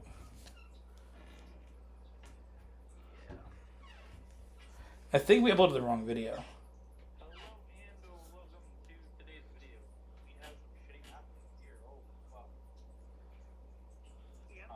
Emily's here with us, and today is Overwatch 1 Hero 1 Video. We uploaded the wrong video. Competitive in the series. Huh. So let me ask No, don't ask me. Let me ask our resident editor. I don't know. I don't know. Because I couldn't remember what was what. Did you watch the intro where I said, "Hello and welcome to today's 1 Hero 1 Video"? I watched part of it. A little bit of it. Not far, not 18 seconds in.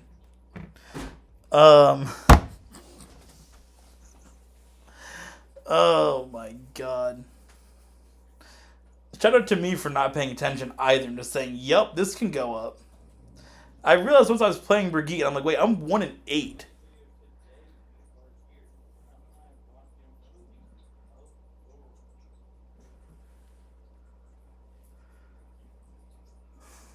Did you try to look backwards? We did go to Watchpoint, by the way. So it was Watchpoint, and I do think... Yeah, because the one that's titled Brigitte is the one that's...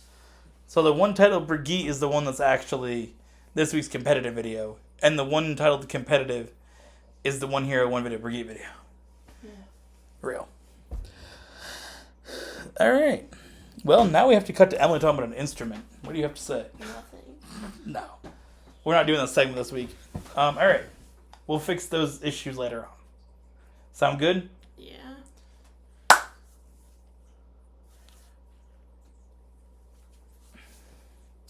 Alright. What is your fact of the week? Emily's fact of the week this week is she only looks at 8 seconds into the video and not 16 to figure out what episode it is when she's editing it. I don't know. It's that raindrops aren't teardrop shaped. Raindrop, drop top. They're kind of a line in the sky. They're round when they come from the clouds, but as they flatten into a hamburger bun shape as they fall because of their air resistance. I agree. Good job, computer. All right. What's your song of the week? Margaritaville, Jimmy Buffett. Yeah, dude. I'm going to pick Thank God I'm a Country Boy. And the reason I picked that is because it popped in my mind when I was moving some hay today. I was in the garden and I was told, hey, pick up the spot that there's a little bit of hay on the ground. I was like, okay, so I'm here with like a shovel, scooping up hay into a trash can. And I'm like... Birds hitting like the cowboy jig. I was out here, I wanted to start playing it. I was like, I'm going to start playing Thank God I'm a Country Boy. And that's when I messaged it to him. That's my pick. Thank God I'm a Country Boy. Alright, and your Pokemon of the week. Ludicolo. Do the Ludicolo dance for us. Hold up. Do it for us. No. Ludicolo. No, because his dance is like this. Yeah. Ludicolo. That too. He does that. My Pokemon of the week is Growlithe. Hey, you summoned Ninchan. He's a big Ludicolo fan. He looks like he's been eeping for like an hour. Good morning. And someone said, Ludicolo, and he woke up. I picked Growlithe. Ludicolo. I've had Growlithe following me around in Pokepia pretty much. Does IndyCar race this week? No. It's just Cup they were picking. Oh. Okay. IndyCar, and I have one off this week. Next week you have everything. And then lastly, what's coming up on the channel? First of all, Epiccw.net should be out soon. We're working on it. There's going to be a spot where I'm going to actually have the next week's schedule so you guys can see what's coming out and what the title of each video is. Oh. So today is the 21st. So later today we have Epiccw 14. We're going to continue with that. We're on to 2020. We're looking at open queue placement matches from Season 23 of Overwatch. Sunday, we have Pokemon Let's Go Pikachu adding a fire catch. NASCAR 25 Career Episode 26. I'm so back on road courses. And when I continue Mario Kart 8 Deluxe with the Acorn Cup. And then Epiccw 14, we look at 2021. Proper way to win at Darlington. On Monday, we have the Gran Turismo F35000-B car review in Gran Turismo 7. We continue Stardew Valley, the series. And then for Epiccw 14, we go to 2022, where we have the Beijing 2022 Winter Olympics, where we look back at that video and my thoughts on that. On Tuesday, Emily's Fallout 4 Let's Play, working on the Sanctuary episode number 12. Pokemon Violet Co-op Let's Play, making an electric swap. Emily swaps out some Pokemon on our team. And then we have Epiccw 14 2023. One of the golfers of all time, looking back at PGA Tour 2K multiplayer with Jonathan there.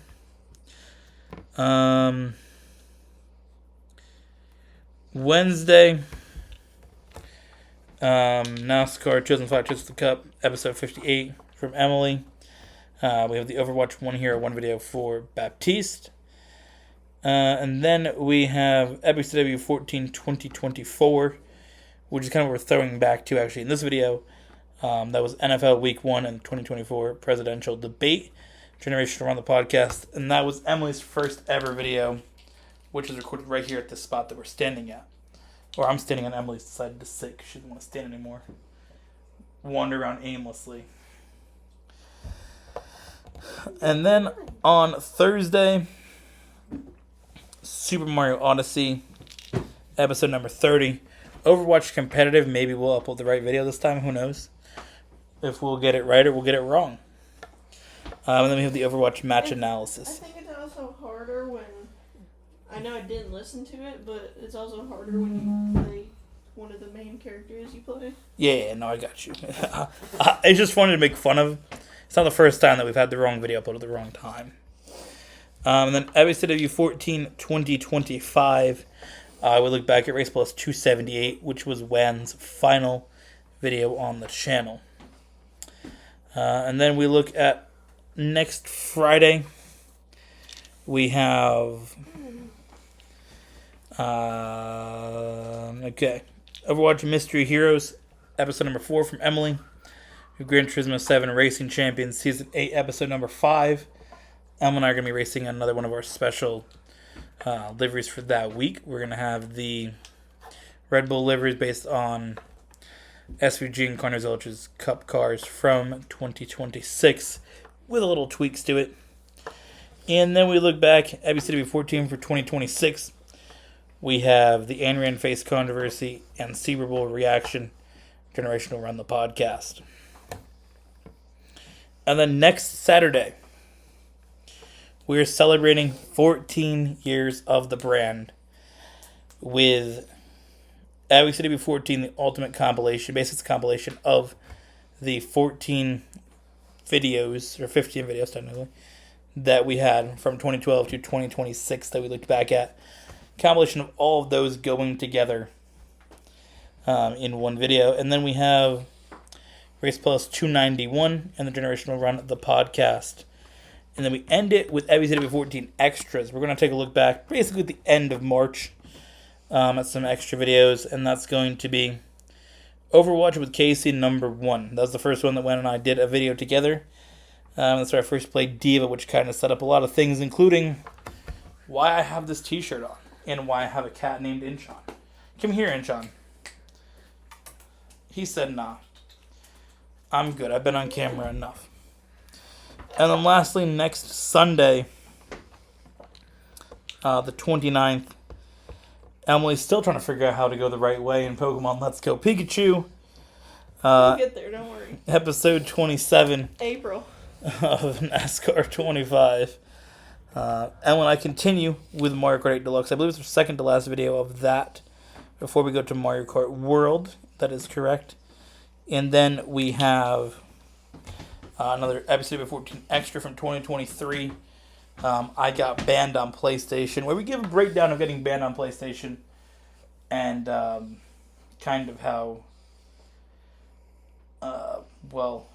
I got banned. Wen and I sit on one of our lunch breaks from work in my car and talk about my ban. So that's that. So I hope you guys enjoyed.